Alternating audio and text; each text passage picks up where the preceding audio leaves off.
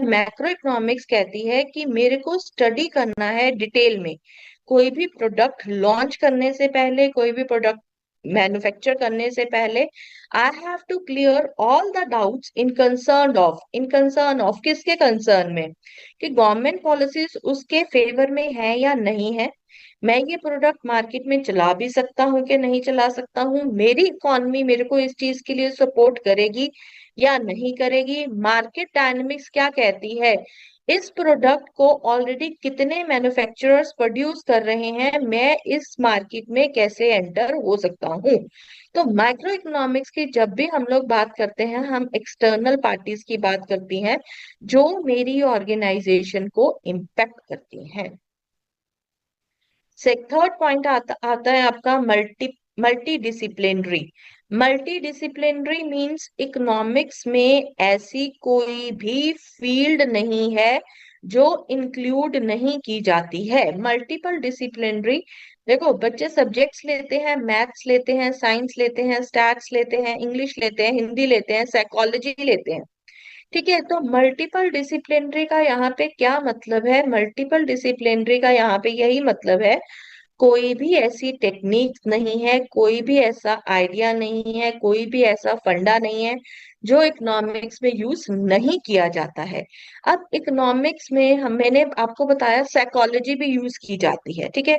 Even though I have not mention कि यहाँ पे साइकोलॉजी मैंने लिखा नहीं है, बट साइकोलॉजी कैसे यूज की जाती है in the business. If you are owner, आप किसी ऑर्गेनाइजेशन के ऑनर हैं, आपके पास कोई पर्सन आता है, वो कहता है मैंने 1 करोड़ का ऑर्डर आपको देना है, ठीक है।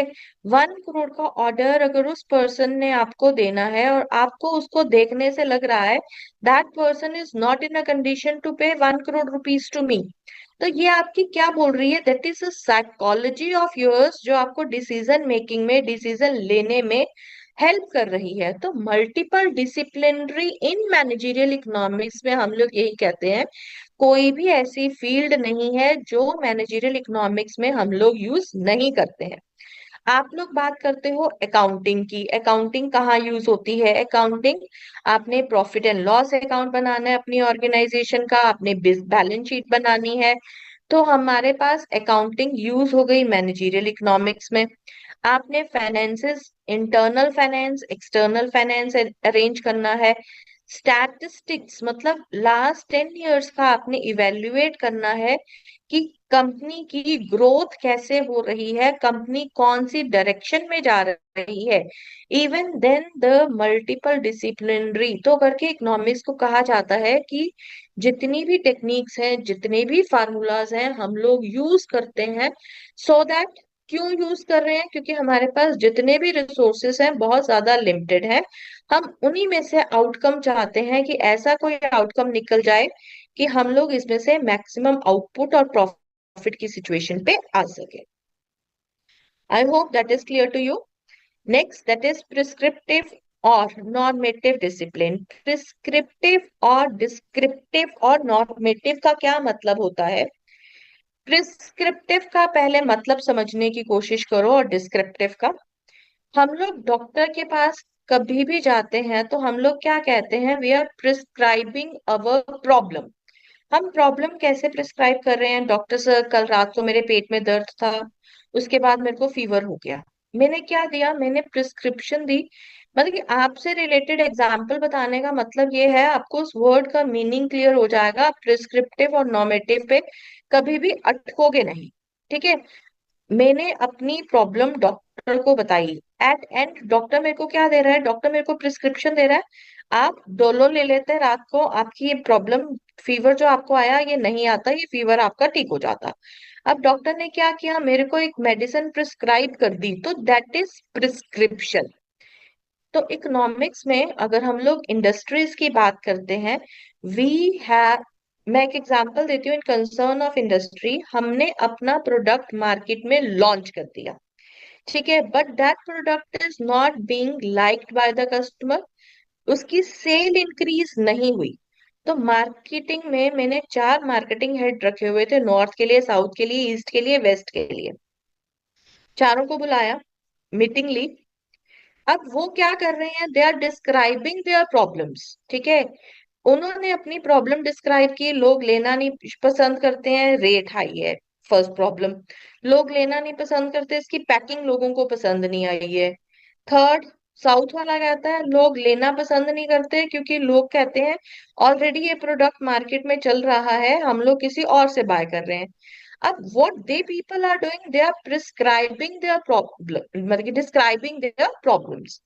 अब जो मैनेजरियल पोस्ट पे था, जिसने डिसीजन लेना था, तो अब वो क्या कह रहा है, वो कहता है कोई बात नहीं, we are in a condition to improve the quality of the product, first decision. Second decision, we lower down the prices of the product. Second decision. Third, we improve the packing quality of my product. Third decision. It means जब problem सामने आई तो उसका solution भी हमने उनको proper दिया, तो that thing come under your prescription. तो मैनेजरियल इकोनॉमिक्स में हम लोग कंसीडर करते हैं जो हमारे गोल्स हैं तब अचीव हो सकते हैं जब एक प्रॉब्लम का हम लोग सोल्यूशन देंगे। जब तक हम लोग सोल्यूशन नहीं देंगे, मेरी प्रॉब्लम वहीं की वहीं खड़ी रह जाएगी, until or unless that problem has been described by n number of individuals। Next कहता है मैनेजमेंट ओरिएंटेड। अब मैनेजमेंट के जितने भी इश्यूज हैं, अनसर्टेनिटीज हैं, किस किस चीज को लेके, कि मेरी पॉलिसीज कैसी रहनी चाहिए, मेरा प्रोडक्ट कैसा रहना चाहिए, मेरे को किसको इम्पोर्टेंस देनी है, मेरा क्या कंक्लूजन होगा, एट एंड मेरे को कौन सा टूल यूज करना है सो दैट मेरे बिजनेस में कोई भी इशू ना आए। तो मैनेजमेंट हर एक पर्सपेक्टिव से अपने बिजनेस को ग्रो करने की कोशिश करती है और टाइमली डिसीजन लेके उस मैटर को रिजॉल्व करने की कोशिश करती है, ताकि जितनी भी सेल हम लोग उस टेन्योर में इंक्रीज कर सकते हैं हम लोग कर लें। Last, that is realistic and logical solution to everyone business problem are pragmatic. हम लोग क्या करते हैं, हम लोग प्रेगमेटिक सिचुएशन में आकर एक पर्टिकुलर सोल्यूशन प्रोवाइड करते हैं so that we people are related with the reality. जैसे मैंने आपको पहले ही एग्जांपल दिया, ठीक है, वी हैव हायर्ड 4 इंडिविजुअल्स, हमने 4 इंडिविजुअल्स हायर किए for to increase the sale of organisation, एक नॉर्थ के लिए, एक साउथ के लिए, एक वेस्ट के लिए, एक ईस्ट के लिए। तो अब जब हम लोग फीडबैक ले रहे हैं उनसे, जब हमने फीडबैक लिया तो हमें एक रियल सिचुएशन पता चली कि हम लोग चाहते क्या है मार्केट में और लोग क्या सोच रहे हैं हमारी प्रोडक्ट के बारे में, हमारी इंडस्ट्री के बारे में।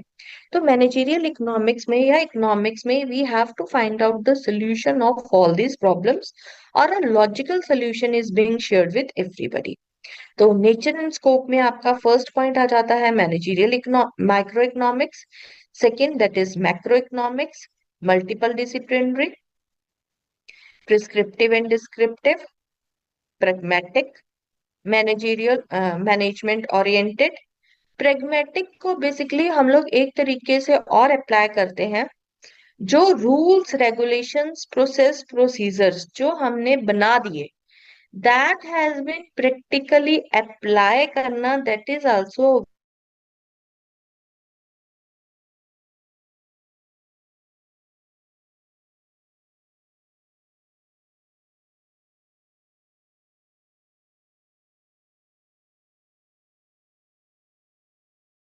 clear to you people, that is art as well as science।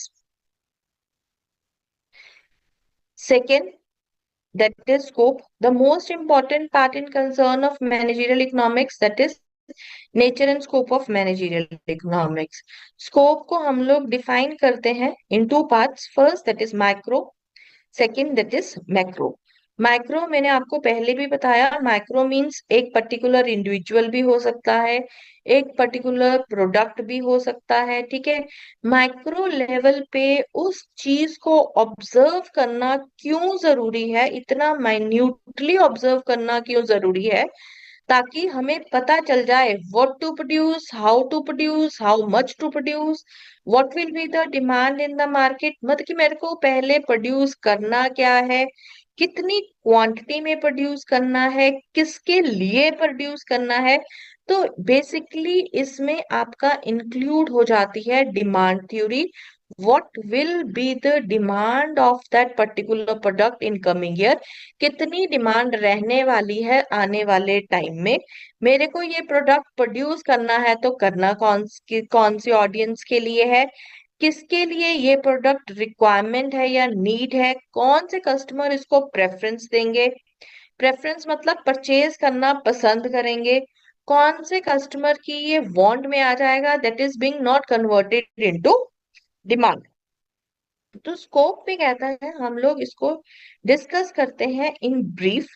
Within organization, managerial economics is frequently employed as a definition. The organization and its activities are equally impacted by macro as well as micro factors. The following example highlights its importance.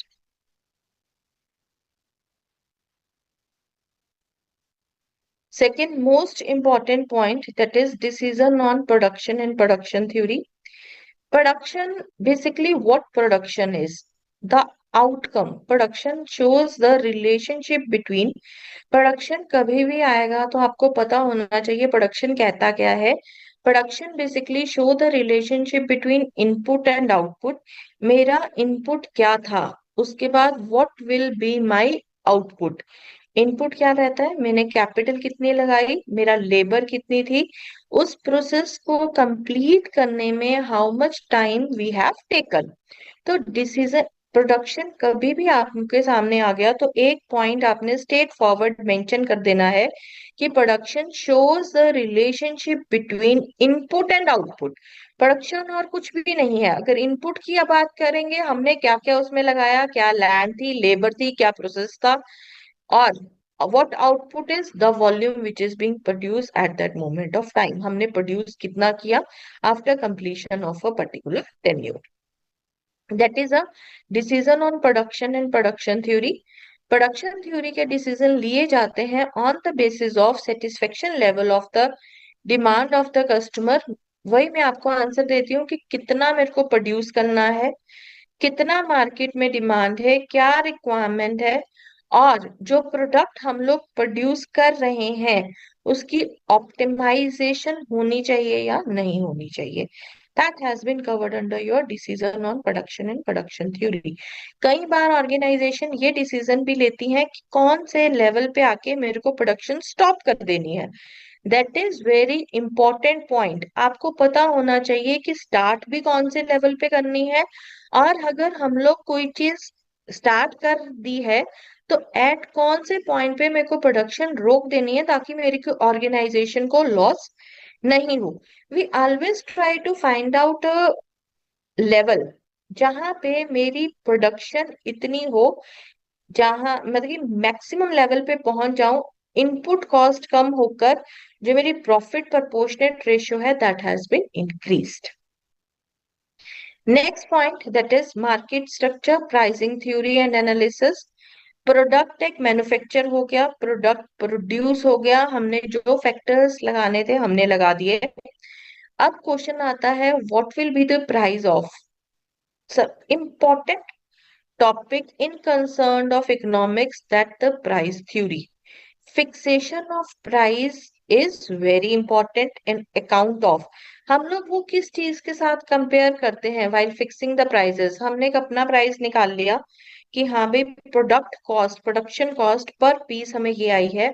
After we compare it with my competitors, मेरे competitors इस product को किस price पे open market में cell कर रहे हैं, marketing की डायनामिक्स कैसी है, बाकी अदर कंपटीटर्स कैसे सेल आउट कर रहे हैं, production cost already I have told you कि मेरा पर प्रोडक्शन कॉस्ट कितनी आई है, एंड मैक्सिमम सेल वॉल्यूम। उस अगर मैं प्राइस कम भी करता हूँ या ज्यादा भी करता हूँ तो मैक्सिमम सेल वॉल्यूम में कितना उसमें से निकाल सकता हूँ।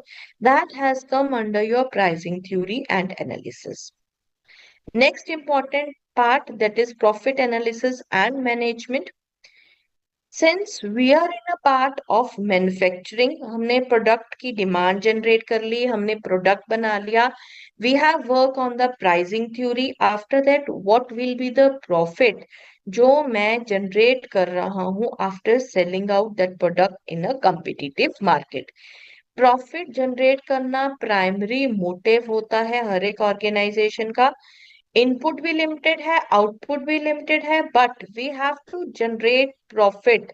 प्रॉफिट एनालाइज करना सो दैट कि हमने आगे फर्दर ये प्रोडक्ट लॉन्च करना है मार्केट में, फर्दर कौन सी मार्केट हमें कैप्चर करनी चाहिए, तो ये चीजें आप एग्जामिन करते हो और एनालाइज करते हो through your profit analysis and management. Next, that is capital allocation and investment theory. Capital investment मतलब कि raise funds, availability of funds, availability of resources, expenditures within the organization, and the projects or the programs to improve the operational performance. Capital allocation and investment theory क्या कहती है? Capital मतलब corporation, हमने कितना fund लगाए, उसका output कितना रहने वाला है। बेसिकली अगर मैं कैपिटल की बात करती हूँ, सपोज आज की डेट में मेरे पास 10 लाख रुपया था। Capital allocation and investment theory क्या कहती है? मेरे पास 10 लाख रुपया था, मैंने 10 लाख का 10 लाख अपनी कैपिटल को लगा दिया किसी प्रोडक्ट को मैन्युफैक्चर करने में, और within span of 6 months मेरी वो कैपिटल मेरे पास वापस आई। कैसे आई? In the form of when my sale get increased. तो क्या कहता है कैपिटल एलोकेशन? मार्केटिंग में मैंने कितना पैसा लगाया, सेल्स में मैंने कितना लगाया, प्रोडक्शन करने में मैंने कितना लगाया। इन्वेस्टमेंट थ्योरी डिफरेंट डिफरेंट जो मेरे पोर्शंस थे, जो मेरे प्रोग्राम्स थे, मैंने उन पे पैसा कैसे डिवाइड करके लगाया है।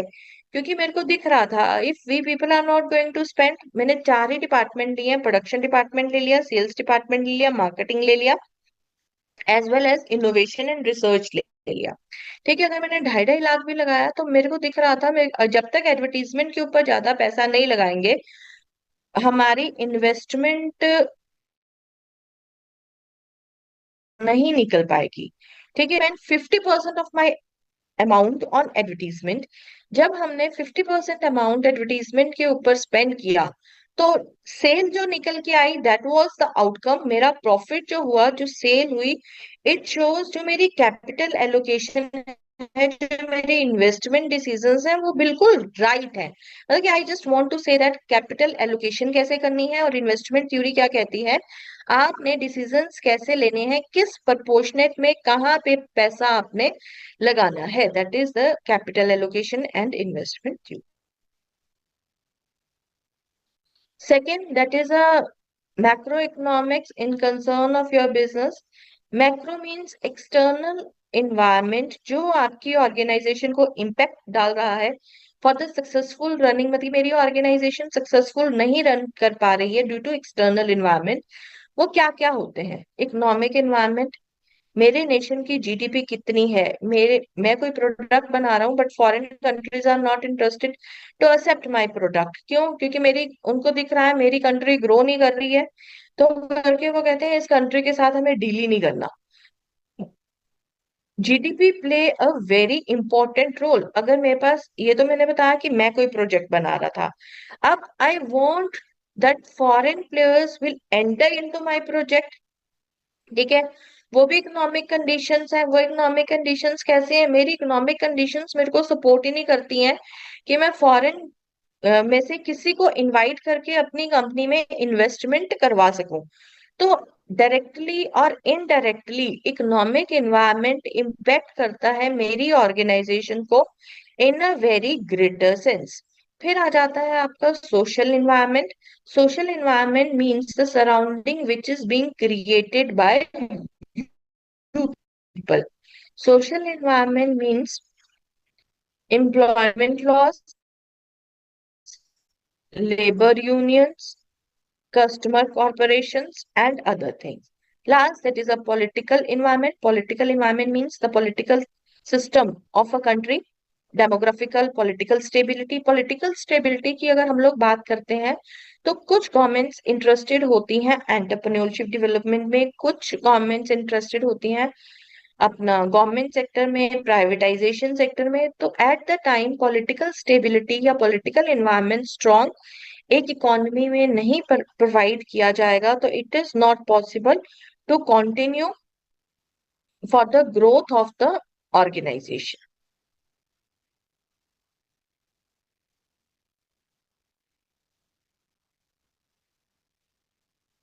incentives and benefits, how individual or groups are responsible in respect of the circumstances they face.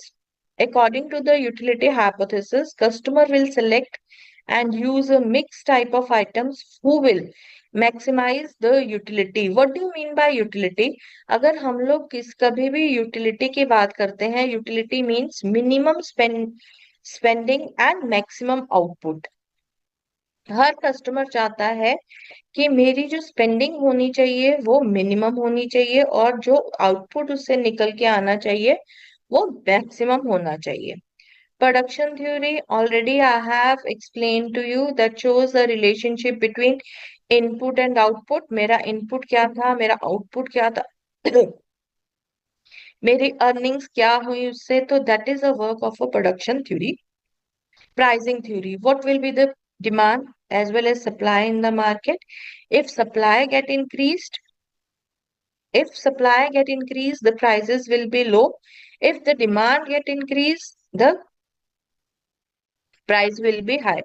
There is an always an inverse relationship between quantity demanded and price of a good. If demand is high, price is high, price is low. If demand is low, price is high. Where government price in the competitive market is the result of the interaction between utility theory and production theory. It comes to the conclusion that price customer desire in a market with perfect competition. Perfect competition basically is condition। perfect competition को हम लोग बाद में जब भी marketing decides करेंगे तो हम लोग explain करेंगे what is perfect competition। Macroeconomics की I have already explain you. GDP of the economy, ठीक है, changes in unemployment condition, national income, economic growth rate, price level in the economy and inflation. What inflation is? Inflation means increase in the price of a commodity.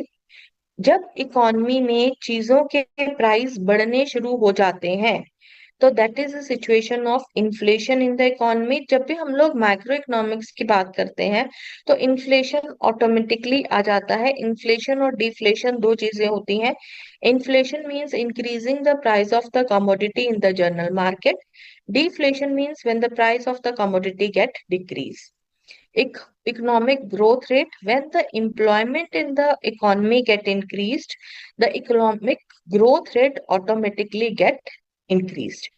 What national income is? National income means एक income जो हमने particularly year में calculate की है, that has been from different sectors of the society that is being included under your national income, growth of the GDP and change in unemployment level. Several topics fall under macroeconomics that include overall pricing level and interest rate. Price level क्या है, interest rate क्या चल रहा है economy में। Price level और interest rate को समझना बहुत जरूरी है। इंटरेस्ट रेट को समझना किस लिए जरूरी है?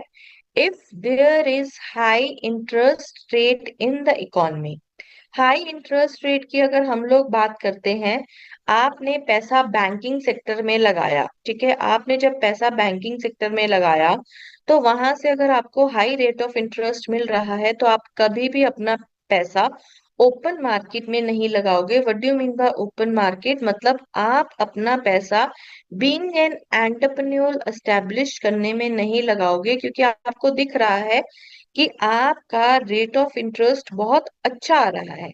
ठीक है, तो गवर्नमेंट इंटरेस्टेड होती है कि आप अपना पैसा मार्केट में लगाएं। मार्केट में क्यों लगाएं? Because the situation of unemployment get remove from the market. जब हम लोगों एंटरप्रेन्योर अपनी एक ऑर्गेनाइजेशन एस्टेब्लिश करेंगे, एम्प्लॉयमेंट अपॉर्चुनिटीज प्रोवाइड करेंगे, तो इंटरेस्ट रेट कम करने का मेन कंसर्न जो गवर्नमेंट का रहता है वो यही रहता है, the people will be interested to spend their money और being come as an entrepreneur for the overall development of the economy, ताकि मेरी इकोनॉमी की ओवरऑल डेवलपमेंट हो सके। The national income and output, national income कितनी है हमारी economy की during that particular year from different sector of the society. National income में हम लोग डोमेस्टिक सेक्टर भी इंक्लूड करके चलते हैं, income from international level that has been included under it, और उसका क्या इम्पैक्ट रहा मेरी इंटायर इकोनॉमी में, that has been calculated. Trade and payments balance, there is always a balance of trade. What do you mean by balance of trade? जो भी हम लोग एक्सपोर्ट इंपोर्ट कर रहे हैं दैट शुड बी बैलेंस्ड। अब मैं थोड़ा सा आपको ट्रेड के बारे में बता देती हूँ। Trade and balance of payment क्या कहती है? जितना भी हमने एक्सपोर्ट किया, जितना भी हमने इंपोर्ट किया, वो हमेशा इक्वल होना चाहिए। इक्वल क्यों होना चाहिए? क्योंकि अगर हमारा बैलेंस ऑफ पेमेंट और बैलेंस ऑफ ट्रेड नहीं होगा, there is a situation of surplus और डेफिसिट। सरप्लस की सिचुएशन भी मार्केट में एग्जिस्ट नहीं होनी चाहिए और डेफिसिट की भी सिचुएशन मार्केट में एग्जिस्ट नहीं होनी चाहिए। अब इसको कंट्रोल कौन करता है? That has been controlled, trade has been controlled by the central bank.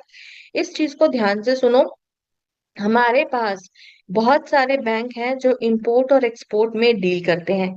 ICICI bank deal करता है, एक्सिस बैंक डील करता है, एयू फाइनेंस डील करता है, मतलब कि जितने भी प्राइवेट सेक्टर बैंक हैं सारे डील करते हैं फॉरेक्स में या फॉरेक्स ट्रेडिंग में, इंपोर्ट एक्सपोर्ट प्रोसेस में। But they have to take prior permission from the central bank. Why they have permission, take permission from the central bank? उनको central bank से परमिशन लेनी ही लेनी है। क्यों लेनी है? क्योंकि central bank is the centre governing body who is going to monitor the trade and payment balance. Otherwise सारे जितने भी बैंक हैं अपने भी हाथ पे काम करना शुरू हो जाएंगे, तो बैलेंस ऑफ पेमेंट और बैलेंस ऑफ ट्रेड कभी भी मॉनिटर नहीं हो सकता है, कभी भी कंट्रोल नहीं हो सकता है। There is only one authority who work on the guidelines of Reserve Bank of India, that is central bank, who is going to take decision in concern of trade and payment balance. Next आता है आपका the exchange rate of currency. Exchange rate of currencies में हम लोग जब भी deal करते हैं फॉरेन करेंसीज के साथ, हमारे बहुत सारे कुछ फॉरवर्ड कॉन्ट्रैक्ट्स हो जाते हैं, कुछ हेजिंग हो जाती है। बट एक बीइंग अ लेमैन, अगर हम लोग मैक्रो इकोनॉमिक्स की बात करते हैं, तो एक मैं छोटा सा एग्जांपल देती हूँ। आज मैंने कॉन्ट्रैक्ट साइन किया किसी कंट्री के साथ, वहां पे डॉलर का रेट था 50 रुपीज, बट जब बारी आई पेमेंट करने की उस टाइम पे डॉलर का रेट था 70 रुपीज। तो जो 20 रुपए का वेरिएशन आया, that is a exchange rate of the currency. इस चीज को हेज करने के लिए हेजिंग कंपनीज या बैंकिंग सेक्टर क्या करता है, आपकी डील फाइनल करवा देता है कि अगर आज 50 रुपीज में आपका ये कॉन्ट्रैक्ट फाइनल हो रहा है, तो एक्सचेंज रेट ऑफ करेंसीज में कोई भी फ्लक्चुएशंस नहीं रहेंगी। यू हैव टू पे 50 rupees only in concern of that. Next that is total saving and investment level. आज की डेट में अगर आपने बजट का सुना हो, ठीक है, total saving rate and investment levels बहुत ज्यादा क्रूशियल पॉइंट था आज की डेट में। सीतारमन जी का अगर आपने लेक्चर सुना हो या बजट सुना हो, उसमें उन्होंने क्लियरली बताया जो हमारी सेविंग्स हैं वो रिड्यूस होती चली जा रही हैं। सेविंग रिड्यूस होने का मतलब है कि हमारे पास जो फंडिंग पहले आती थी वो अभी ना नहीं आ रही है, और इन्वेस्टमेंट लेवल भी हमारा, अगर लोग हमारे पास पैसा नहीं देंगे, बैंकिंग सेक्टर में डिपॉजिट नहीं करेंगे, तो हम लोग उस मनी को आगे इन्वेस्ट कैसे कर सकते हैं? That is very crucial point at this moment of time.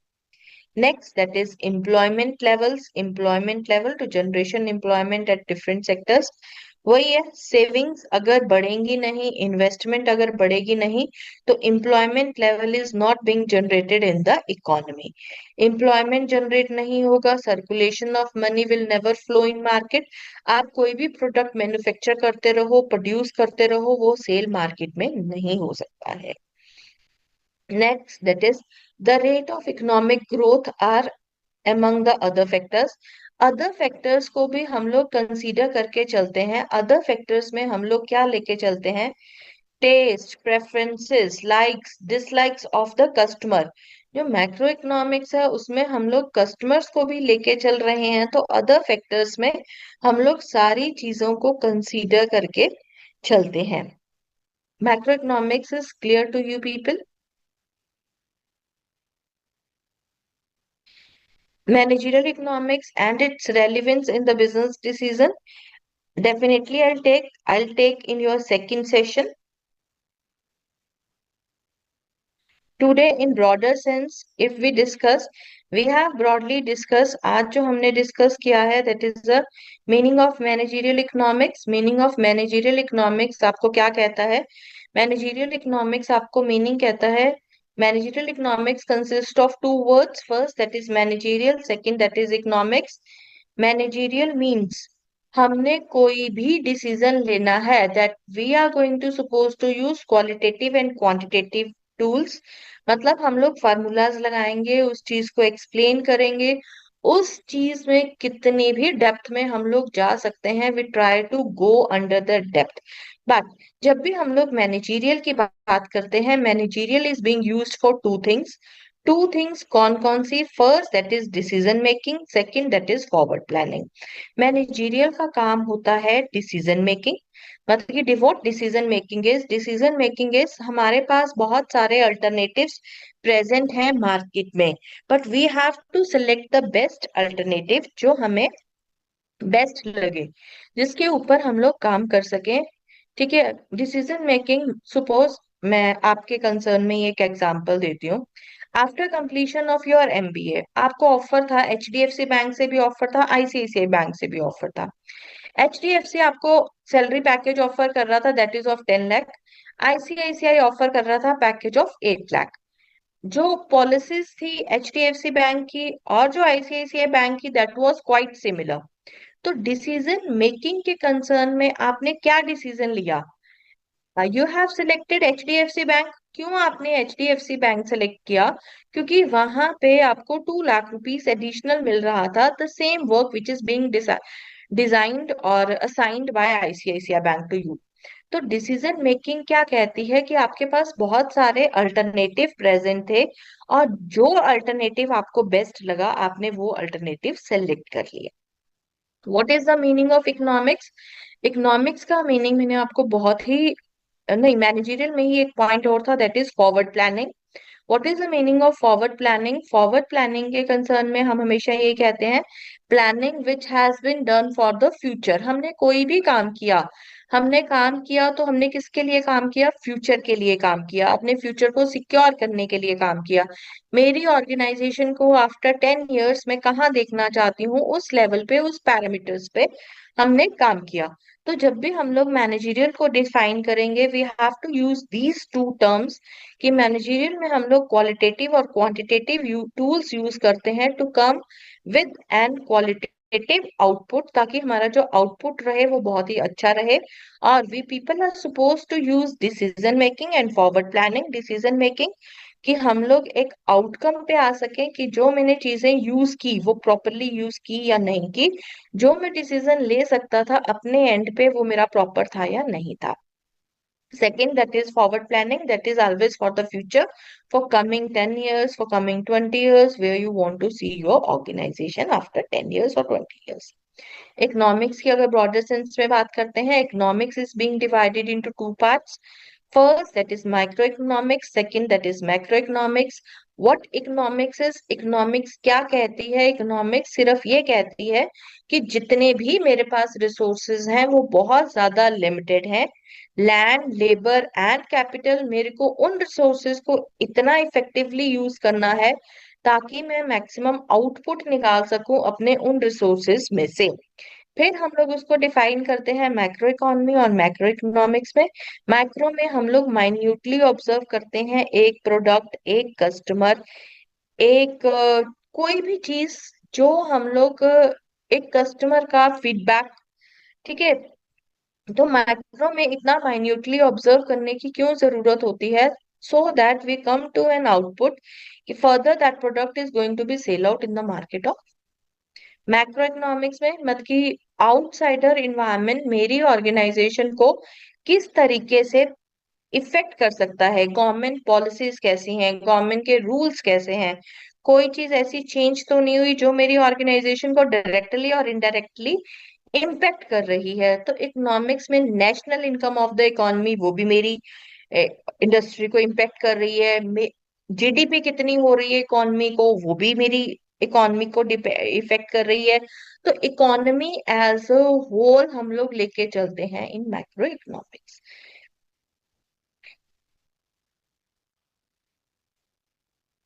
Question and answers. Definitely, you get a question of nature and scope of managerial economics. That is very important topic. And some distinct feature of managerial economics. I hope so. You discuss it very clearly. Identification of application of managerial economics and discussion about it. इसको भी आप बहुत अच्छे से आप answer कर सकते हो। ठीक है। After that, your one topic is being left, that is of decision making. हम लोग वो नेक्स्ट सेशन में डिस्कस करेंगे, that is the managerial economics and its relevance in business decision. क्योंकि बहुत इंपॉर्टेंट टॉपिक है डिसीजन मेकिंग का process. Entire economy is being going to stand on business के डिसीजंस के ऊपर। The success as well as the failure of organisation is depend upon the decision of a managerial. Thank you everyone. Thanks for active listening.